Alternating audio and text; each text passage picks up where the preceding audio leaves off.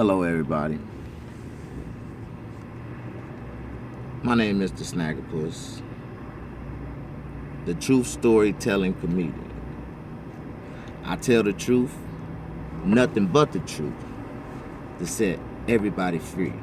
I'm just a messenger. I try to tell people this all the time. I didn't find comedy, comedy found me.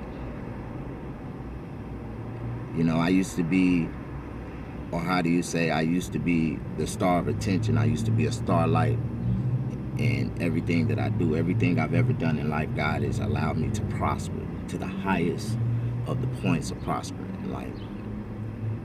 And through my life, man, even through my experience, some things just happen randomly, and it just happened, and I end up going down different avenues and experiencing different things and meeting different people. I'm one of the most extraordinary, interesting comedians in the game. I usually don't tell jokes, but when I do, them motherfuckers is funny. Please excuse my French. I am a vulgar comedian. I do use a lot of vulgar words because it's in my vocabulary. That means on a consistent basis of my life, I've always used those words, even when I was told that I wasn't supposed to use those words. When I got around to myself and my friends and peers, we always use those words in every sentence almost that we use. But now that I'm older, I'm 40 years of food. That means I'm the new 40. I'm living in my 40s. Life is good. I'm 40 years old now. God has revealed to me what life is about. For the last couple of years, for the last 3 years, I've been separated from society, from life, from family, from everything, just isolated. And I've been going through this experience, this transformation in life where I didn't give up. I just was in my mental thoughts, my depression. Like, I held myself down. I held myself back. I couldn't allow myself to just sit there. Instead of thinking of positive ways to get up and keep moving forward, I would, find myself dwelling and thinking about the past and certain situations that happened to me in my past. You can't change the past, but you do have the power to, restructure your future. We have the power to allow the people that we want to be in our lives, around us in our lives. We have the power to completely just separate everybody and don't be around nobody in life. And usually in life, man, when you get to the point of having something, you get to the point where you find yourself by yourself. And I mean to the point of frustration, or to the point of furious, and then all of a sudden it just snapped. Comprehension is everything. Once you comprehend something, then you truly understand what it's all about. And in time, God revealed things to us, man, that our conscious ain't fully aware of when we react in certain ways. Like, emotions are inside of everybody. And if you ain't never experienced, a dramatic situation that caused emotions to come out unconsciously, like, we all have them, but sometimes, and we all have control to control them, but unconsciously, sometimes we find ourselves in a mental mind state where we lose conscious of control. You know what I'm saying? To control our emotions, to control our feelings, and we just let and rash and just lash out things that we really feel, but we really don't mean to say. Like, it's a lot of thoughts that we have in our mind that we think of, but we truly don't speak out loud. And if you did speak those thoughts out loud, a lot of people would think that you're crazy. So, that's really the comedian's job, and that's what I was taught. That's what I was, told that comedians were allowed to do. We allowed to say things that the average person think of, that's afraid to say it out loud. But we have to say it and make a humor standpoint out of it, I think I'm one of the most deepest comedians in the game. I'm a profound I do say, and I know for a fact that my story, my introduction to comedy, is harsher and better than Richard Pryor's, Red Fox. I look at the comedians that inspired me to do comedy, but they came from rough standpoints of life.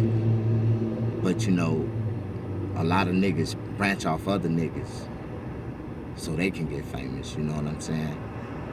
And I like Red Fox, but I know that he pretty much ran off with all Leroy Daniels material after he passed away. He used it for life. It was good though. They say in the black comedian world that if a black comedian or if a comedian died, all his jokes is up for grabs. Like, you know what I'm saying? You can use them.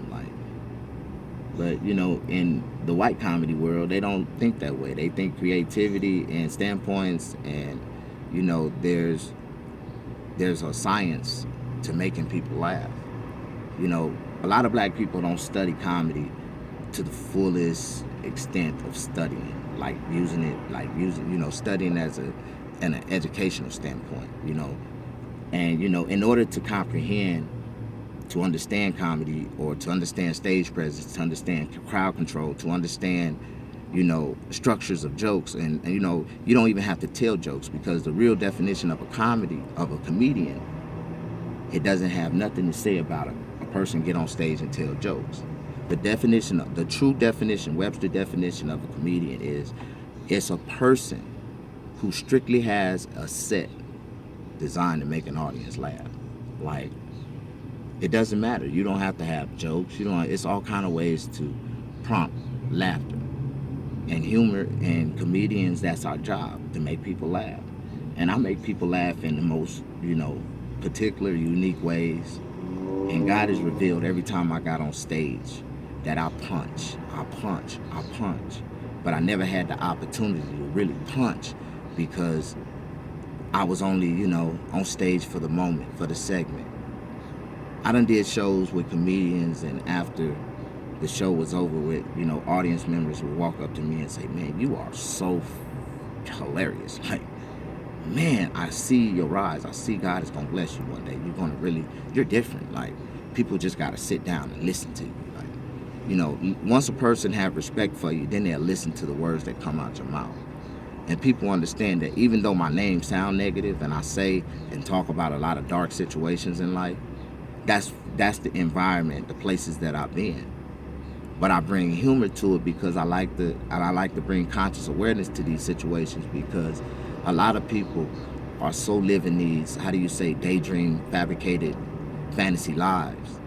They really don't believe or understand or even, truly know that these type of things exist at night when they're inside of their house, and the way people are, and the true battering and the things and disrespect that real women go through. Like, respect goes as far as you want it to, and a lot of women, allow themselves to be disrespected.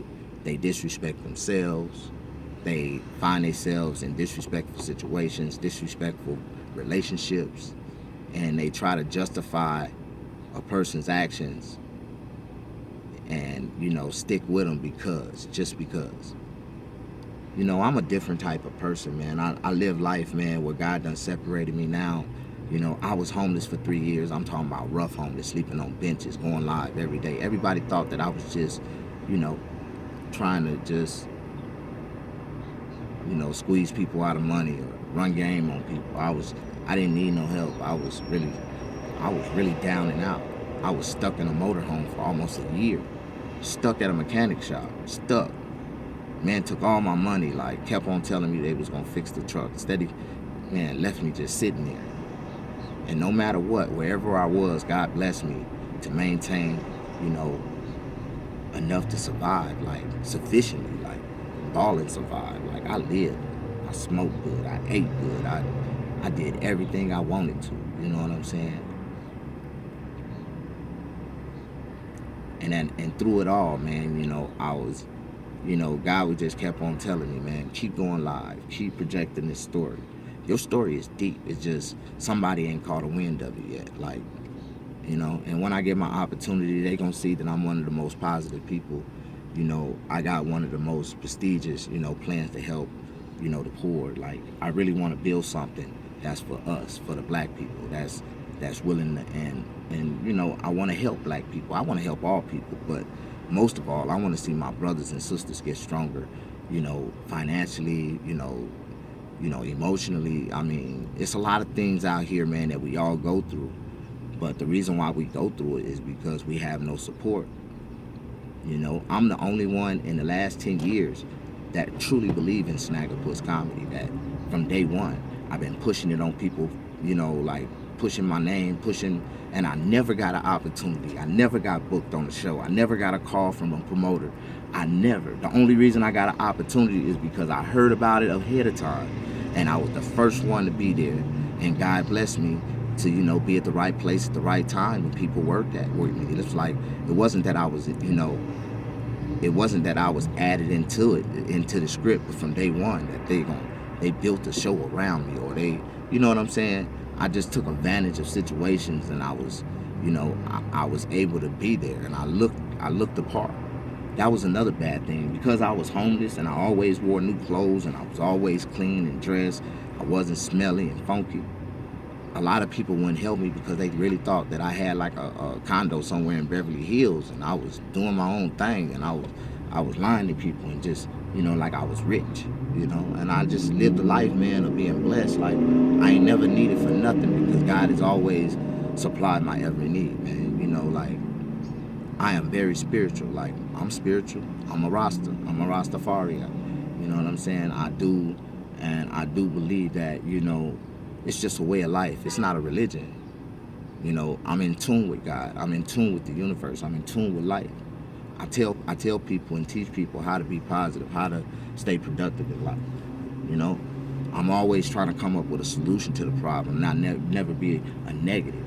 And when I see something negative, or if I see something negative in the story, negative, to like decipher by God, put it on my conscience to reject it instantly. Like, and I see it. I'm not going to support nobody that's, you know, doing something stupid to cause national attention, for us to come together for a stupid cause when you ain't justifiable for nothing to happen. Like, you know what I'm saying? There's a lot of brothers that get killed by the police because they just don't comply.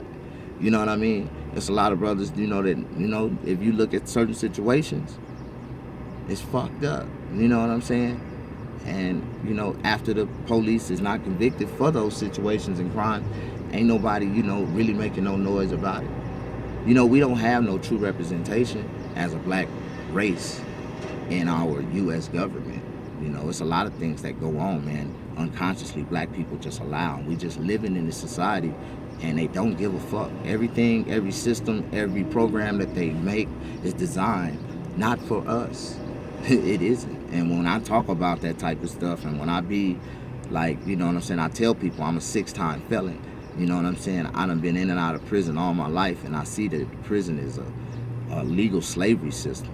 You know what I'm saying? Not only a legal slavery system, it's actually, you know, it's inside of a military defense system that's bigger than that's there for a greater cause. Like, and it ain't got nothing to do with holding prisons. It will become a conservation camp if we was to ever go into World War III, World War IV, whatever you want to call it.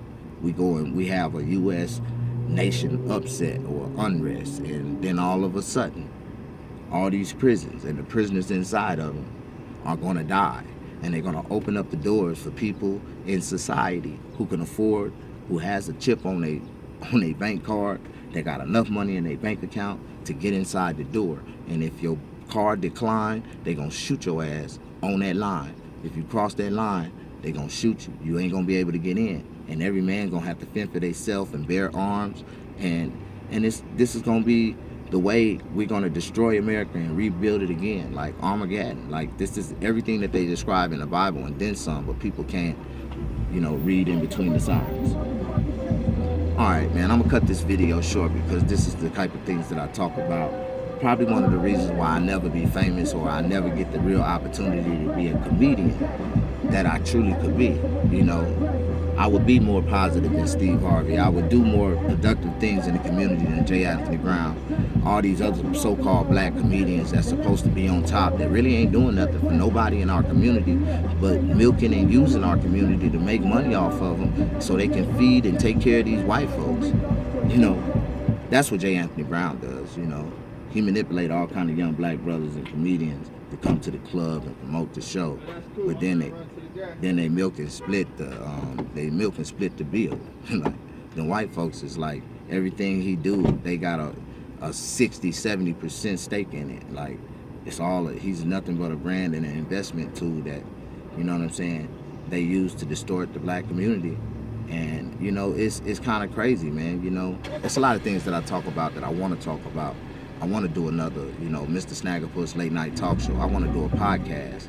It's a lot of things, but I don't have the support or the right amount of followers and subscribers on YouTube. I've been on YouTube since 2009. Like, for real. Over 10 years, man, doing comedy, projecting my comedy, trying to be a comedian, you know, and I still don't have 1,000 followers. And I believe because of YouTube and what they're doing right now with the following subscription, if you want to go live, you got to have over 1,000 subscription. That didn't do nothing but help the police, law enforcement. It stopped a lot of things from being able to be exposed. Like, they done killed my whole page. I can't even go live no more. Some of my best videos is when I naturally had a good thought and I started speaking and, you know, projecting the truth. And, you know, and now, you know, I can't even do shit for myself because I don't have the freedom just to go live. And I feel like, you know, 1,000 subscribers is a lot, but I think they should bring it down to at least 500. 500 is still hard to obtain, but 1,000 is way out. And if I had if it was 500, guess what? I would have had 1,000 by now. Because I have people that watch me. I have people that like me. I just don't have a team of promoters. I don't have a team of, you know, people that's behind me to help me project this comedy that I'm trying to project, you know, project some of my ideas I'm trying to project, put some of these businesses together that I want to put together to really help the community and help people, build people up. I have a human restoration program that I want to start. I really want to show you how you can take a man by the hand and give him a plan. Give him a plan and let him be his own man. Like, that's what I want to do in life. I want to really change the game. Like, I really want to do something so productive. And they know if I had the opportunity, I would have a real non-profit, for profit, will be making profit, and everybody else that I work with, I'll be doing it for them so they can make a profit. Like, I just want to build people up, man, until we got our own bank, until we got our own representation, a black, you know, real black representation inside of the government. Shit, we ain't gonna never be shit, man. We ain't gonna never have shit. We always gonna be the same people that we are, like, you know. And that's what y'all don't understand, man. Y'all want to hear some things about me? Yeah, he open. And it's on from there, man. Like, you know what I'm saying? That's just the way it go. I'm gonna cut y'all off for now, man, because, you know, like some of that gas from I don't know, man. Just let me know, man. Holla at me. Yeah, man. You know how things go, man. I'm just trying to be me, man. One day at a time. You know, one thing about me, it's written all over my face, yeah. I don't have to say a word. You look like you got it. You look like you got it. Hey. I do. Life is real, and I enjoy every moment. I don't take this shit serious, because if you do, you will kill yourself. You will commit suicide. You'll be stressed out like the rest of them. You'll be all broke and fucked up. You know, I don't have no pressure in life, man. I'm free. I've always have. See, the problem with them and me is that they chase what I know how to make naturally. Like, yeah, that's what they want. You know, and if you really want a woman's attention, all you got to do is have a C-knot. C-knot, nigga. C-knot. Let me tell you what a C-knot will do for you. That's another video. Anyways, I just wanted to put this out there. Hopefully I can build some real subscribers, man, where I can really project my comedy And I'm trying to build this shit by myself, man. Since I can't get no help, I say, fuck it, I do it myself. You know, that's the best way to be. God bless y'all. Have a good day. Like I say, it's May 1st, 2019. Mr. Snaggapuss, the realest.